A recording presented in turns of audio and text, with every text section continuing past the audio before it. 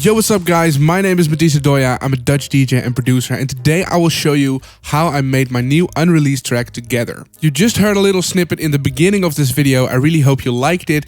If you do, definitely make sure to follow me on my socials. The links are in the description, and I'll let you know there when this track will release. It's probably going to be in like 1 to 2 months, so I definitely hope to see you there. But for now, you can go to the link in the description where you can pre-save my new track Weight of the World, which will be out on December the 16th. Alright, enough self-promo, let's get into this track. Alright, so I am here in FL, which is the program I use to make all of my tracks. And this little thing here, this little loop, is basically what started off the track, basically what sparked the idea.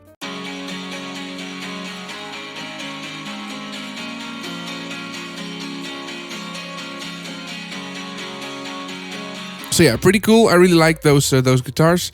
I put a little bass under it to give it a little bit more body, which is just a very simple Reese bass. I'll just quickly show you here.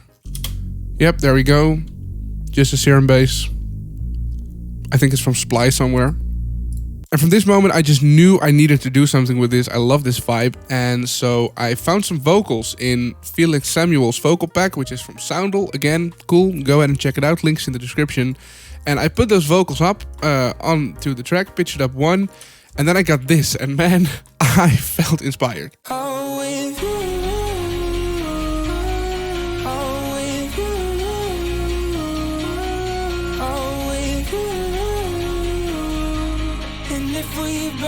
So yeah, from here on I started working on the intro, which we'll be looking at right now. Now for the intro, I just used this guitar plug, which is throughout the entire song actually. And I also used a part of the vocal, and I put some reverb onto it and a filter and some wave shaper to distort it a little bit. And then with some simple effects, you have an intro.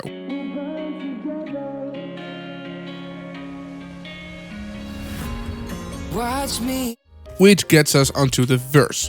Now, for that I used some guitars and the vocals on top of it, of course, and a little bit of ambient shots here and there to just give it a little bit of volume and a little bit of like thickness.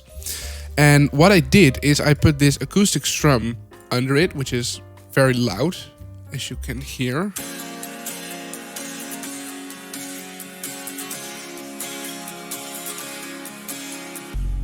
It's a very full acoustic strum, and what I did is I filtered this in when we're going into the second part of the verse. So as you can see, there's just a filter on the acoustic strum here, and that gives a very nice effect. If I just play it without the vocals.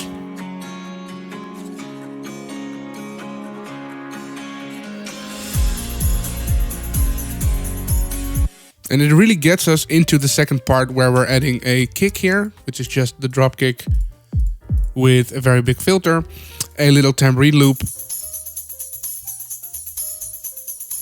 Very simple, and also the bass comes in here. That's basically all we're doing. And then after this part, which is like the second part of the verse here, we go into the break. Alright, so the break. Well, it's actually not that hard. What I did, again, we have all of the guitars here, and we also added this electric strum,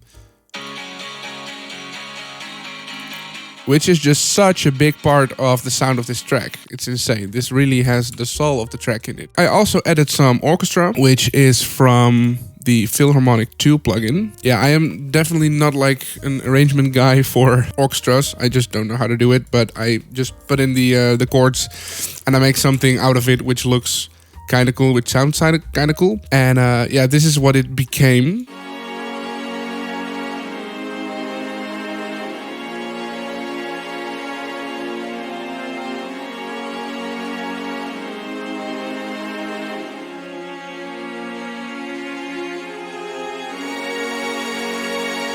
Boom, and there we get into the awesome part, big part of the break. Yeah, basically what I did here is the chord progression change. So I just added, or I changed the bass so that all does fit and stuff. Then here we have this little part in between, which is 2 bars long, and it's something I heard first in Martin Garrix's track If We'll Ever Be Remembered, where he does this kind of thing too.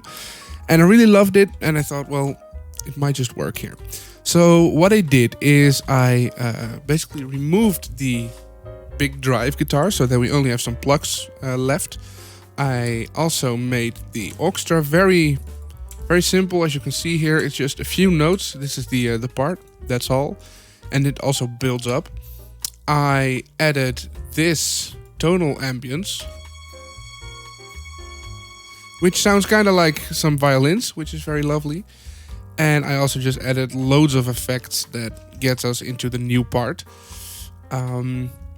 And I also added this reverse, this little reverse thingy, which leads us into the leads, which are coming in the second part here. Before you burn, we'll burn together.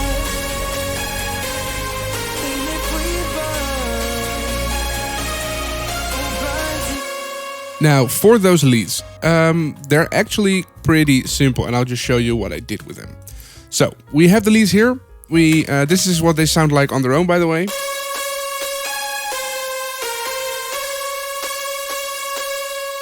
So yeah, we have 4 silent 1 leads. Or no, actually 3.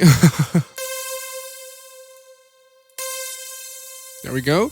Then we have 2 vital leads, actually, which is a plugin I really love. This thing is free, guys. This whole plugin, it's literally free. Yeah, go ahead and download it. It's awesome. So I use this preset I found somewhere, I think. And this sound, I made it once, and man, it's so epic. It just gives so much body to a lead. And then I used, again, for violins and brass sounds. So this violin.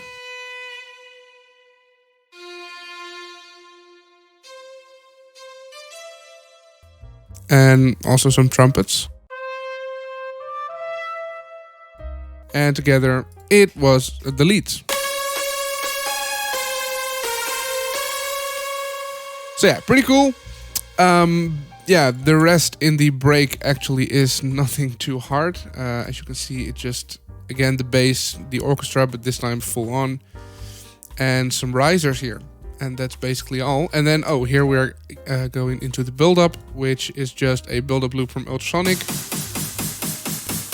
And just some simple build-up snares, which I just automated the pitch off.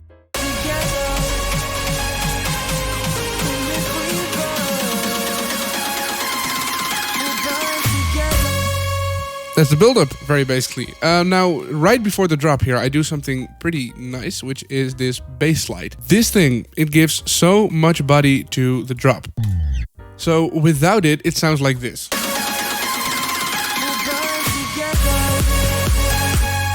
As you can see, there's no body right before the drop, and with this thing, it sounds like this. So it's very cool, really slide into the drop, and I really like this thing. It's also something Martin Garrix does a lot, and I really enjoy it, and I do it in most of my tracks actually. So the drop, yeah, actually, it's nothing too special. It's mostly just the break. As you can see, same guitars, same orchestra, same leads. Only thing is different is that it has some drums under it. I also added this little ambient loop. And the bass is different. So for the bass, what I did, well, I first of all used a mid bass, and I used 3 layers, which are this one, and this one. And then I also used some acoustic basses, which sound like this. Now, I'm not sure again what it was. Yeah, it was a sample here. Then another sample, and another sample. And actually this sample here is the sub bass. I literally, this track has no real sub bass, just a sample. Alright, then to the drums. Now these are all the drums that are actually like in the drop. What we have here is a kick, of course. I used some cymbal loop here, which is panning from left to right.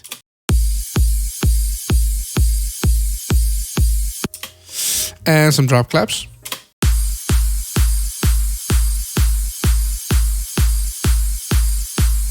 Then we have some snare fill here in the middle. which is just a very cool thing. It just like basically splits up the drop into 2 parts. And then I added another kick, which is, or well, it's a tom, but it sounds like a kick, like a very small little kick, which goes in this tom pattern. And then I used a clap only on the last beat of every bar, which has a lot of reverb, as you can hear. And I also added this open hi-hat.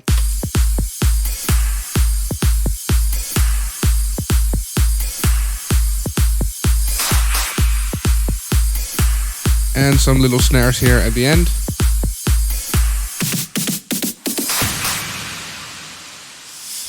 And that's all for the drums. Then I just used a crash, another downlifter, and another one. I used some crowd effects and some very simple risers here. And together, that's actually the entire drop. It's nothing more than this.